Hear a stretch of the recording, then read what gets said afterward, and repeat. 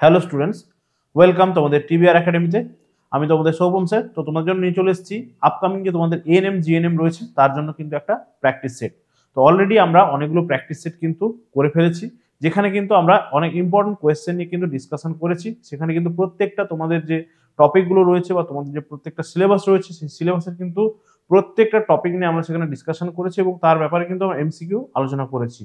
তো আজকে আমরা একটা সেট নিয়ে চলে এসেছি। যারা যারা আমাদের রেগুলার ক্লাস করতে তারা ক্লাসটা করতে থাকো, এবং যারা প্রিভিয়াস ক্লাসগুলো করে ফেলেছো অলরেডি তারা কিন্তু যদি কোনো রকম কোনো প্রবলেম থাকে অবশ্যই করে জানাবে।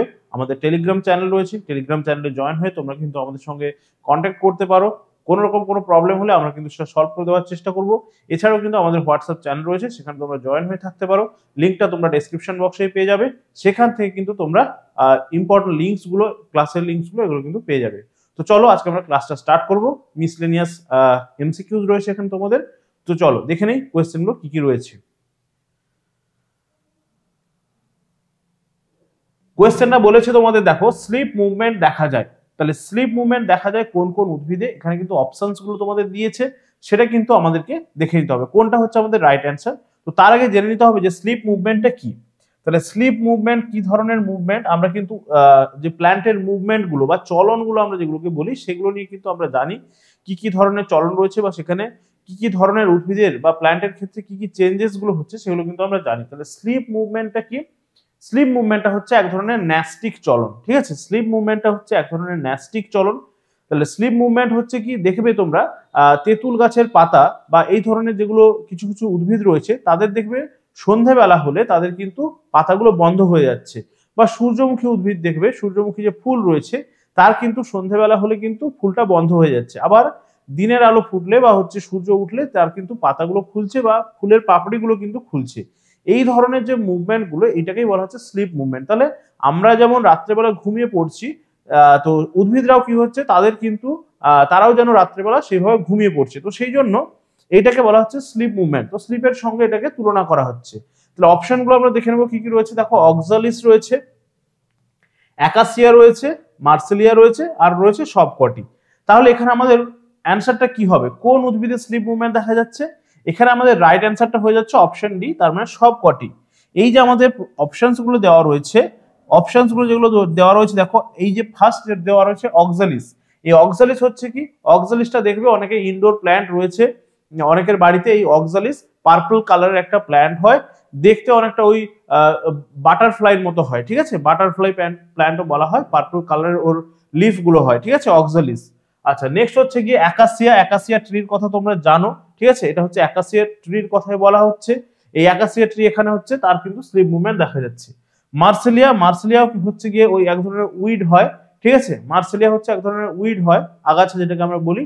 তো সেখানেও কিন্তু তারও পাতাগুলো অনেকটা ওই শুষ্নি শাকের মতো হয়, আমরা যেগুলো জানি।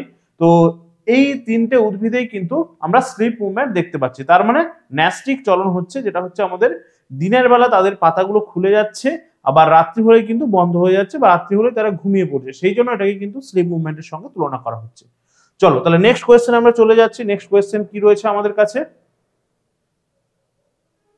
কোয়েশ্চেন নাম্বার 2 বলা হচ্ছে পালভিনাস হলো। তাহলে পালভিনাস কি, পালভিনাসকে আমরা কি নামে চিনি বা পালভিনাস কার নাম, সেটা কিন্তু আমাদেরকে এখানে বলতে হচ্ছে। তো অপশনগুলো দেখে নেবো আমরা।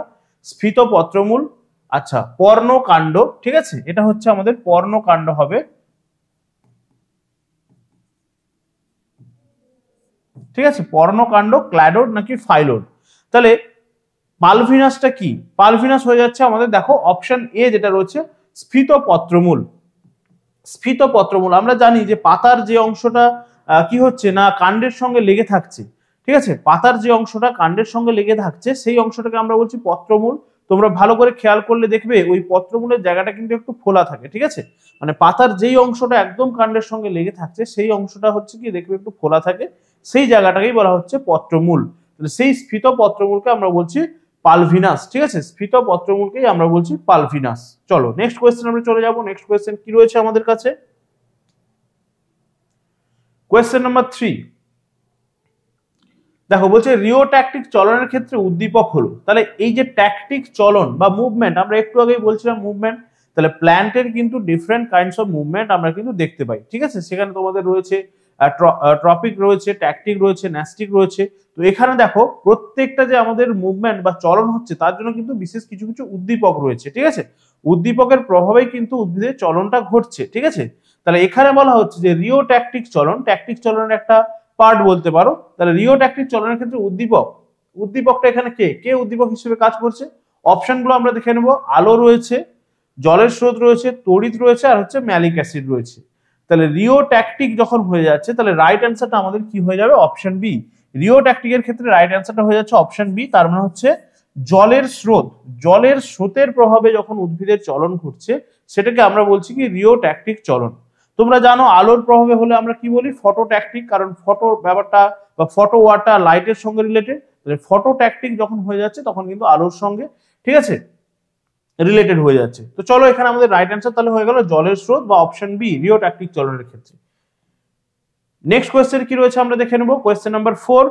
কোয়েশ্চেন নাম্বার 4 এ বলা হচ্ছে পরিণত উদ্ভিদের কেন্দ্রস্থ গহ্বরকে ঘিরে সাইটোপ্লাজমের চলন। পরিণত উদ্ভিদের কেন্দ্রস্থ গহ্বরকে ঘিরে সাইটোপ্লাজমের চলন। তার মানে পরিণত উদ্ভিদ কোষের যে গহ্বর রয়েছে বা কোষ গহ্বর রয়েছে তার চারদিকে সাইটোপ্লাজমের যে চলন ঘটছে। আমরা জানি উদ্ভিদ কোষের ক্ষেত্রে কোষ গহ্বরটা কিন্তু একটু বড় থাকে প্রাণী কোষের তুলনায়। আবার এই উদ্ভিদ কোষের যে কোষ গহ্বর এটাকে কিন্তু স্টোর হাউস অফ সেলও বলা হচ্ছে। তার মানে উদ্ভিদ কোষের মধ্যে যেটা অপ্রয়োজনীয় পদার্থ সেটা কিন্তু এসে এই কোষ গহ্বরের মধ্যেই জমা থাকছে। তো সেই জন্য এই কোষ গহ্বরকে কি বলা হচ্ছে? কোষ গহ্বরকে বলা হচ্ছে আমাদের স্টোর হাউস অফ সেল। তাহলে এই কোষ গহ্বর কিন্তু উদ্ভিদের ক্ষেত্রে একটু বড় থাকে প্রাণীদের তুলনায়, ঠিক আছে? তাহলে দেখো এই কোষ গহ্বর যেটা থাকছে তার চারদিকে যে সাইটোপ্লাজমের চলন ঘটছে এইটাকে আমরা কি বলবো? এই ঘটনাটাকে আমরা কি বলবো? দেখো এখানে রাইট অ্যান্সারটা হয়ে যাচ্ছে আমাদের অপশন এ বা রোটেশন, ঠিক আছে? অপশন এ হয়ে যাচ্ছে এখানে আমাদের রাইট অ্যান্সার রোটেশন। তার মানে কি উদ্ভিদ কোষের যে কোষ গহ্বর তার চারদিকে যে সাইটোপ্লাজম রয়েছে সেই সাইটোপ্লাজমের চলনকে আমরা কি বলবো? রোটেশন, ঠিক আছে? ওকে, এটা কিন্তু পরিণত উদ্ভিদের, ঠিক আছে? যদি এটা আমাদের বলে অপরিণত তখন কিন্তু হয়ে যাবে সার্কুলেশন। সার্কুলেশনটাও সেই সেম, কিন্তু এটা হয়ে যাচ্ছে যখন অপরিণত হচ্ছে, ঠিক আছে? অপরিণত উদ্ভিদ যখন হচ্ছে, ঠিক আছে, অপরিণত উদ্ভিদ যখন হচ্ছে বাকি কিন্তু ঘটনাটা সেম। অপরিণত উদ্ভিদের ক্ষেত্রে কোষ গহ্বরের চারিদিকে যে সাইটোপ্লাজমের যে চলন সেটাকে আমরা বলবো সার্কুলেশন। পরিণত উদ্ভিদ বললে আমরা বলবো রোটেশন, আর অপরিণত উদ্ভিদ বললে আমরা বলবো সার্কুলেশন, ঠিক আছে? চলো নেক্সট কোয়েশ্চেন আমরা চলে আসবো। আশা করি বুঝতে পারছো তোমরা ব্যাপারগুলো। এই ধরনের কোয়েশ্চেনগুলো কিন্তু তোমরা তোমাদের পরীক্ষাতে পেয়ে যাবে। তো খুব কেয়ারফুলি কিন্তু এই ক্লাসগুলো করতে থাকবে এবং প্রিভিয়াস ক্লাসগুলো যারা এখনো পর্যন্ত করোনি তারা কিন্তু খুব তাড়াতাড়ি প্রিভিয়াস ক্লাসগুলো করে নেবে। অনেকগুলো সেখানে কিন্তু আমরা এমসিকিউ ডিসকাশন করেছি যেগুলো কিন্তু তোমাদের এক্সামের জন্য খুবই ইম্পর্টেন্ট। তার মধ্যে থেকে কিন্তু তোমরা এক্সামে কমন পেয়ে যাবে এবং তোমরা বুঝতে পারবে যে কি ধরনের কোয়েশ্চেনগুলো তোমরা এক্সামে ফেস করতে যাচ্ছ। তো চলো এখানে দেখো কি দেওয়া রয়েছে। কোয়েশ্চেন নাম্বার 5, ডেসমোডিয়াম গাইরান্স, ঠিক আছে, কার বিজ্ঞানসম্মত নাম? তাহলে তোমরা খেয়াল করলে দেখবে প্রিভিয়াস ইয়ারের যে পেপারটা রয়েছে তোমাদের সেখানে কিন্তু অনেকগুলো কোয়েশ্চেন তোমাদের কিন্তু এই বিজ্ঞানসম্মত নাম দিয়ে দিয়েছিল। তাহলে বিজ্ঞানসম্মত নামগুলো যদি আমরা মনে না রাখতে পারি সেক্ষেত্রে কিন্তু আমরা অ্যান্সারগুলো জেনেও কিন্তু ভুল করে আসবো, ঠিক আছে? সেই জন্য বিজ্ঞানসম্মত নামগুলো আমাদের মনে রাখতে হবে, খুবই ইজি থাকে। মানে আমরা যেগুলো কমনলি যেগুলোকে দেখি বা যেগুলো জানি যে সমস্ত প্ল্যান্ট গুলো বা যে সমস্ত অ্যানিমাল গুলো তাদেরই কিন্তু বিজ্ঞানসম্মত নামগুলো দেয়। শুধুমাত্র আমরা জানি না বা মনে রাখতে পারি না বলে কিন্তু সেগুলো আমাদেরকে ভুল করে ফেলতে হয়। তো সেই জন্য একটু চেষ্টা করতে হবে যেগুলো একদম কমনলি নোন বা যেগুলো একদম আমাদের পরিচিত যে সমস্ত প্ল্যান্ট গুলো রয়েছে বা অ্যানিমালস গুলো রয়েছে তাদের একটু বিজ্ঞানসম্মত নামগুলো মনে রাখার। তাহলে দেখো এখানে বলছে ডেসমোডিয়াম গাইরান্স কার বিজ্ঞানসম্মত নাম? অপশনগুলো তোমরা দেখে নাও কি কি রয়েছে। অপশনগুলো কি দেওয়া রয়েছে দেখো, বলছে বনচাঁড়াল, লজ্জাবতী, তেঁতুল নাকি সন্ধ্যা মালতী। তাহলে এর মধ্যে কোনটার বিজ্ঞানসম্মত নাম হয়ে যাচ্ছে? তাহলে রাইট অ্যান্সারটা হয়ে যাচ্ছে এখানে দেখো, রাইট অ্যান্সারটা আমাদের হয়ে যাচ্ছে অপশন এ বা বনচাঁড়াল, ঠিক আছে? তাহলে বনচাঁড়ালের বিজ্ঞানসম্মত নামটা কিন্তু এখানে তোমাদের দেওয়া রয়েছে। আর বিজ্ঞানসম্মত নাম লেখার যে নিয়মগুলো সেগুলো আশা করি তোমরা জানো। সবসময় বিজ্ঞানসম্মত নামটা লিখতে হয় ইটালিক্সে, ঠিক আছে? ইটালিক্সে যদি আমরা লিখতে না পারি সেক্ষেত্রে আমরা কি করব? আমরা কিন্তু সবসময় চেষ্টা করব ইংরেজিতে লেখার এবং তার সঙ্গে সঙ্গে কিন্তু তার নিচে আমাদের কিন্তু আন্ডারলাইন কিন্তু করতে হবে, ঠিক আছে? আর ফার্স্ট লেটারটা অবশ্যই করে এটা ক্যাপিটাল হতে হবে। এই সমস্ত যে নিয়মগুলো এগুলো কিন্তু একটু আমাদের মনে রাখতে হবে। ওকে, তাহলে বনচাঁড়ালের এখানে আমরা দেখে নিলাম। এবারে আমরা বাকি যেগুলো রয়েছে সেগুলো কিন্তু একটু দেখে নেব। লজ্জাবতীর কি রয়েছে? লজ্জাবতী আমরা জানি মিমোসা পুডিকা, ঠিক আছে? লজ্জাবতীর আমরা জানি মিমোসা পুডিকা, এই মিমোসা পুডিকাতে এক ধরনের মুভমেন্ট দেখা যাচ্ছে, সেটা কি, সেটা হচ্ছে আমাদের সিসমোন্যাস্টিক মুভমেন্ট। ঠিক আছে, সিসমোন্যাস্টিক বা যেটাকে আমরা বাংলাতে বলছি স্পর্শ ব্যাপ্তি চলন। তার মানে লজ্জাবতীতে আমরা যদি দেখি যে টাচ করলে কিন্তু লজ্জাবতীর যে পাতাগুলো সেগুলো কিন্তু বন্ধ হয়ে যাচ্ছে, আবার কিছুক্ষণ পরে সেটা কিন্তু খুলে যাচ্ছে। তাহলে এই যে টাচ করলে বা স্পর্শের প্রভাবে যে এই চলনটা দেখা যাচ্ছে এটাকে বলছি সিসমোন্যাস্টিক মুভমেন্ট। ঠিক আছে, আচ্ছা তেঁতুল, তেঁতুলের সায়েন্টিফিক নেমটা কি হচ্ছে, তেঁতুলকে আমরা ইংরেজি জানি ট্যামারিন্ড। ঠিক আছে, তাহলে তেঁতুলের বিজ্ঞানসম্মত নাম হয়ে যাচ্ছে ট্যামারিন্ডাস ইন্ডিকা। ঠিক আছে, ট্যামারিন্ডাস ইন্ডিকা, একটু ভালো করে খেয়াল করবে তাহলে কিন্তু হবে। ঠিক আছে, ভালো করে খেয়াল করবে তাহলেই হবে, ট্যামারিন্ডাস ইন্ডিকা। এবার এই তেঁতুলের ক্ষেত্রে একটা মুভমেন্ট দেখা যাচ্ছে, সেটাকে আমরা কি বলছি, তেঁতুলের ক্ষেত্রে একটা মুভমেন্ট দেখা যাচ্ছে যেটাকে আমরা বলছি নিকটিন্যাস্টি। ঠিক আছে, নিকটিন্যাস্টি। তাহলে নিকটিন্যাস্টি ব্যাপারটা কি, নিকটিন্যাস্টি হচ্ছে তেঁতুল গাছে তোমরা খেয়াল করলে দেখবে যে তেঁতুল গাছের যে পাতাগুলো সেগুলো কিন্তু সন্ধ্যাবেলা হলেই বন্ধ হয়ে যাচ্ছে, আবার সকালবেলা খুলে যাচ্ছে। তাহলে এই যে তেঁতুলের এই মুভমেন্টটা, এটা কিসের কিসের এর মানে এর হচ্ছে উদ্দীপকটাকে বা কিসের প্রভাবে হচ্ছে, আমরা যদি দেখি এটা দেখবো কিন্তু এটা আলোর প্রভাবেও হচ্ছে, তার সঙ্গে সঙ্গে তাপের প্রভাবেও হচ্ছে। ঠিক আছে, আলো এবং তাপের প্রভাবে যখন এই মুভমেন্টটা আমরা দেখতে পাচ্ছি তখন এটাকে আমরা বলছি কি নিকটিন্যাস্টি। একটু খেয়াল করবে, শুধুমাত্র আলোর প্রভাবে হলে আমরা বলবো ফটোন্যাস্টি, শুধুমাত্র উষ্ণতার প্রভাবে বা তাপের প্রভাবে হলে আমরা বলবো কি থার্মোন্যাস্টি, কিন্তু যখন আলো আর উষ্ণতা দুটোর প্রভাবেই হচ্ছে তখন আমরা তাকে বলবো নিকটিন্যাস্টি। ঠিক আছে, চলো তাহলে তেঁতুল হয়ে গেল। আর সন্ধ্যা মালতী তো আমরা জানি, সন্ধ্যা মালতীর সায়েন্টিফিক নেম হচ্ছে মিরাবেলিস জারাপা। তাহলে সন্ধ্যা মালতীর আমরা জানি গুরুত্বটা কোথায়, সন্ধ্যা মালতী আমরা জানি যে অসম্পূর্ণ প্রকটতা কিন্তু সন্ধ্যা মালতী দেখা গেছে। ঠিক আছে, অসম্পূর্ণ প্রকটতা যেটা হচ্ছে মেন্ডেলের যে আমাদের রুলগুলো রয়েছে বা নিয়মগুলো রয়েছে তার কিন্তু একটা ব্যতিক্রম। ঠিক আছে, যেখানে মেন্ডেল বলেছিলেন যে প্রকট বৈশিষ্ট্যগুলো প্রকাশ পাবে এবং প্রচ্ছন্নটা হচ্ছে গিয়ে প্রকাশ পাবে না, এখানে আমরা দেখতে পাচ্ছি কি না প্রকট আর প্রচ্ছন্নের মাঝামাঝি বৈশিষ্ট্য কিন্তু কিছু প্রকাশ পাচ্ছে সন্ধ্যা মালতীর ক্ষেত্রে। ঠিক আছে, তো এইগুলো কিন্তু একটু মনে রাখতে হবে, এদের সায়েন্টিফিক নেমগুলো কি এবং তার সঙ্গে সঙ্গে এদের স্পেশালিটিটা কি বা এরা কিসের জন্য স্পেশাল। ঠিক আছে, চলো আশা করি বোঝা গেল। তাহলে আমাদের ডেসমোডিয়াম গাইরেন্স হচ্ছে গিয়ে বন চার্লের আমাদের বিজ্ঞানসম্মত নাম। চলো নেক্সট কোয়েশ্চেন আমরা চলে যাব। কোয়েশ্চেন নাম্বার 6 কি রয়েছে, বলছে মুকুল ও বীজের সুপ্তাবস্থা ভঙ্গ করে কোন হরমোন। তাহলে এই যে মুকুল এবং বীজের সুপ্তাবস্থা ভঙ্গকারী হরমোন, তার মানে কি, এটা আমরা বুঝতেই পারছি যে একটা প্ল্যান্ট হরমোনের কথা এখানে বলা হচ্ছে। তাহলে প্ল্যান্ট হরমোনগুলোকে কিন্তু ফাইটো হরমোন বলা হয়, এটা কিন্তু খেয়াল রাখতে হবে। তাহলে এটা কিন্তু খুব ইম্পর্টেন্ট কোয়েশ্চেন, অনেকবার কিন্তু পরীক্ষাতে এসেছে যে বীজের সুপ্তাবস্থা ভঙ্গ করতে সাহায্য করছে কোন হরমোন। তাহলে অপশনগুলো কি কি রয়েছে আমরা দেখে নেব, সাইটোকাইনিন, জিবেরেলিন, অক্সিন এবং ইথিলিন। তাহলে এর রাইট অ্যান্সারটা কি হয়ে যাচ্ছে, বীজের সুপ্তাবস্থা ভঙ্গ করতে সাহায্য করছে, আমরা সবাই জানি। তাহলে অপশন বি হয়ে যাচ্ছে কিন্তু এখানে আমাদের রাইট অ্যান্সার জিবেরেলিন। ঠিক আছে, তাহলে জিবেরেলিন কিন্তু বীজের সুপ্তাবস্থা ভঙ্গ করতে সাহায্য করছে, অপশন বি হয়ে যাচ্ছে রাইট অ্যান্সার। তাহলে জিবেরেলিনের ক্ষেত্রে আমাদের কিন্তু ইনফরমেশন গুলো মনে রাখতে হবে যে জিবেরেলিন এটা কি করছে, এটা কিন্তু আমাদের উদ্ভিদের যে শাখা প্রশাখা সেগুলোকে বৃদ্ধি করতে বা পার্শ্বীয় বৃদ্ধিতে কিন্তু সাহায্য করছে। তার সঙ্গে সঙ্গে একটা জিনিস মনে রাখতে হবে, জিবেরেলিনটা কিন্তু জিবেরেল্লা ফুজিকোরোই নামক একটা ছত্রাক থেকে কিন্তু পাওয়া যাচ্ছে, যেটা প্রথম আবিষ্কার করেছিলেন কোন বিজ্ঞানী না কুরোশোয়া নামক একজন বিজ্ঞানী কিন্তু আবিষ্কার করেছিলেন। তাহলে এই যে ইনফরমেশন গুলো এগুলো কিন্তু জিবেরেলিনের ক্ষেত্রে মনে রাখতে হবে। ঠিক আছে, বাকি যেটা দেওয়া রয়েছে দেখো সাইটোকাইনিন। সাইটোকাইনিন আমরা জানি কোথায় পাওয়া যাচ্ছে না নারকেলের যে তরল শস্য বা হচ্ছে আমাদের টমেটোর তে পাওয়া যাচ্ছে। ঠিক আছে, সেখানে কিন্তু সাইটোকাইনিন পাওয়া যাচ্ছে। আর সাইটোকাইনিনটা কিসে সাহায্য করছে না সাইটোকাইনিন হচ্ছে বার্ধক্য বিলম্বিত করতে সাহায্য করছে। ঠিক আছে, তার মানে অনেকদিন ধরে যে উদ্ভিদের যে তরুণ অবস্থা, ঠিক আছে, সেটা কিন্তু ধরে রাখতে সাহায্য করছে হচ্ছে আমাদের সাইটোকাইনিন। অক্সিন কি করছে, অক্সিন আমরা জানি যে অক্সিন হচ্ছে একটা উদ্ভিদ হরমোন, যেটা কিসে সাহায্য করছে না উদ্ভিদকে বৃদ্ধিতে সাহায্য করছে। তার মানে অক্সিনটা উদ্ভিদকে লম্বা করতে সাহায্য করছে, আর জিবেরেলিনটা যদি আমরা দেখি তার পার্শ্ব বৃদ্ধি শাখা প্রশাখা বৃদ্ধি করতে কিন্তু সাহায্য করছে। এই অক্সিন হরমোনটা কোথায় পাওয়া যাচ্ছে, উদ্ভিদের অগ্রমুকুলে পাওয়া যাচ্ছে। ঠিক আছে, আরেকটা জিনিস মনে রাখতে হবে, এই অক্সিন হরমোন কিন্তু আমাদের যে ফটোট্রপিক চলন বা যেটা উদ্ভিদের যে মুভমেন্টটা দেখা যাচ্ছে ফটোট্রপিক মুভমেন্ট, সেখানে কিন্তু এই অক্সিন হরমোন একটা বিশেষ ভূমিকা পালন করছে। তার সঙ্গে সঙ্গে ইথিলিন, আমরা জানি যে ইথিলিন হচ্ছে কি একটা গ্যাসীয় হরমোন। তাহলে ইথিলিন কিসে সাহায্য করছে, ফল পাকাতে আমরা জানি সাহায্য করছে। তাহলে এখান থেকে আরেকটা কোয়েশ্চেনও কিন্তু আমরা পেয়ে গেলাম যে ইথিলিন হচ্ছে একটা গ্যাসীয় হরমোন, তার সঙ্গে সঙ্গে ফল পাকাতে সাহায্য করছে। এবং এটা যদি তোমরা খেয়াল করো দেখবে যে সাইটোকাইনিন আর ইথিলিন এই দুটো হচ্ছে কি বিপরীতধর্মী হরমোন।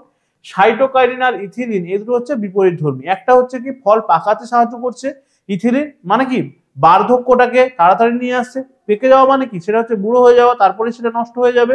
তার সঙ্গে সঙ্গে আমরা যদি দেখি সাইটোকাইনিন কিন্তু বিপরীতধর্মী কাজ করছে, সে কিন্তু বার্ধক্যকে বিলম্বিত করছে, তার মানে অনেকদিন ধরে তরুণ অবস্থা বা সতেজ অবস্থা ধরে রাখতে কিন্তু সাহায্য করছে। আচ্ছা চলো নেক্সট কোয়েশ্চেন আমরা চলে যাব। কোয়েশ্চেন নাম্বার 7 কি রয়েছে? ওকে, কোয়েশ্চেন নাম্বার 7 এখানে বলছে, দেখো বলছে পেঁয়াজের ও মটরের মূলে সাইটোকাইনিন হরমোন, এটা সাইটোকাইনিন হবে, ঠিক আছে, সাইটোকাইনিন হরমোন প্রয়োগ করলে দ্রুত কোষ বিভাজন ঘটে। এই যে কথাটা, এইটা কোন বিজ্ঞানী বলেছিলেন? ঠিক আছে, পেঁয়াজের এবং মটরের মূলে ভালো করে পড়বে ব্যাপারগুলো কি কি বলছে। পেঁয়াজের এবং মটরের মূলে সাইটোকাইনিন প্রয়োগ করলে দ্রুত কোষ বিভাজন ঘটে। কোন বিজ্ঞানী এই কথাটা বলেছেন? তাহলে বিজ্ঞানীদের নামগুলো দেওয়া রয়েছে, ভালো করে খেয়াল করো। ডারউইন, বেইলিস, গুডম্যান আর আচার্য জগদীশ চন্দ্র বসু। তাহলে রাইট অ্যান্সারটা এখানে কি হয়ে যাবে? বিজ্ঞানী গুডম্যান কিন্তু এই কথাটা বলেছিলেন। ঠিক আছে, বিজ্ঞানী গুডম্যান এই কথাটা কিন্তু বলেছিলেন। ঠিক আছে, ওকে। তো ডারউইন কিসের, তাহলে আমরা দেখে নেবো বাকি যে অপশন গুলো সেগুলো কি কি রয়েছে। তাহলে ডারউইন কিসের সঙ্গে আমরা জানি? বিবর্তনবাদের সঙ্গে যুক্ত। ঠিক আছে, on the origin of species by means of natural selection, তার যে বইটা রয়েছে, ঠিক আছে, তিনি গ্যালাপাগোস দ্বীপপুঞ্জে গিয়ে গবেষণা করেছিলেন এবং তার বইটা প্রকাশিত হয়েছিল কত সালে? 1859। এইগুলো কিন্তু খুব ভালো করে আমাদেরকে মনে রাখতে হবে। ঠিক আছে, 1859 তার বুকটা পাবলিশ হয়, on the origin of species by means of natural selection. ঠিক আছে, Bayliss and Starling, Bayliss and Starling কিসের জন্য বিখ্যাত? ফার্স্ট হচ্ছে হরমোন তারা আবিষ্কার করেছিলেন, বেইলিস অ্যান্ড স্টার্লিং। আর আচার্য জগদীশ চন্দ্র বসুর কথা আর আলাদা করে বলে দিতে হবে না, তিনি প্রথম বলেছিলেন যে উদ্ভিদেরও প্রাণ রয়েছে, বা তার যে যন্ত্রটা তার নাম হচ্ছে ক্রেস্কোগ্রাফ যন্ত্র। ঠিক আছে, চলো নেক্সট কোয়েশ্চেনে। তাহলে এটা রাইট অ্যান্সার আমাদের কিন্তু হয়ে গেল অপশন সি। অপশন সি হয়ে যাচ্ছে এখানে রাইট অ্যান্সার। তাহলে নেক্সট কোয়েশ্চেন কি রয়েছে আমরা দেখে নেব। নেক্সট কোয়েশ্চেন কি রয়েছে দেখো, কোয়েশ্চেন নাম্বার 8, অক্সিনের আবিষ্কর্তা হলেন। তাহলে অক্সিন হরমোন কোন বিজ্ঞানী আবিষ্কার করেছিলেন? নামগুলো দেওয়া রয়েছে, ভালো করে খেয়াল করবে। স্কুক দেওয়া রয়েছে, বেন্ট দেওয়া রয়েছে, থাইম্যান দেওয়া রয়েছে, আর হচ্ছে ল্যাভেরেন দেওয়া রয়েছে। ঠিক আছে, তাহলে রাইট অ্যান্সার কি হয়ে যাচ্ছে? অক্সিন হরমোনের আবিষ্কর্তা। ঠিক আছে, অক্সিন হরমোনের আবিষ্কর্তা হলেন অপশন বি, বেন্ট। ঠিক আছে, অপশন বি হয়ে যাচ্ছে এখানে আমাদের রাইট অ্যান্সার। অক্সিন হরমোনের আবিষ্কর্তা। অক্সিনের ব্যাপারে কিন্তু একটু আগে আমরা জানলাম যে অক্সিন কি কি কাজে সাহায্য করছে বা অক্সিনটা কোথায় পাওয়া যাচ্ছে। চলো নেক্সট কোয়েশ্চেনের দিকে আমরা এগিয়ে যাব। নেক্সট কোয়েশ্চেন দেওয়া রয়েছে, দেখো বলছে অপ্রধান উদ্ভিদ হরমোন হলো। অপ্রধান তার মানে প্রধান উদ্ভিদ হরমোনগুলো কয়েকটা রয়েছে, আমরা যেগুলো নাম জানি যে অক্সিন, জিবেরেলিন, সাইটোকাইনিন, ইথিলিন, এগুলো হচ্ছে প্রধান। ঠিক আছে, তাহলে অপ্রধানের মধ্যে কোনটা হচ্ছে? দেখো কি রয়েছে, ইথিলিন রয়েছে, ট্রামাটিক অ্যাসিড রয়েছে, এবিএ রয়েছে, নাকি সবকটি? অপ্রধান উদ্ভিদ হরমোন তার মানে যেটা এতটাও গুরুত্বপূর্ণ নয় সেটাকে আমরা বলছি অপ্রধান। তাহলে রাইট অ্যান্সার হয়ে যাচ্ছে এখানে আমাদের অপশন বি বা ট্রমাটিক অ্যাসিড। ঠিক আছে, এই ট্রমাটিক অ্যাসিড কিসে সাহায্য করছে? ট্রমাটিক অ্যাসিড সাহায্য করছে উদ্ভিদের ক্ষত নিরাময়ে।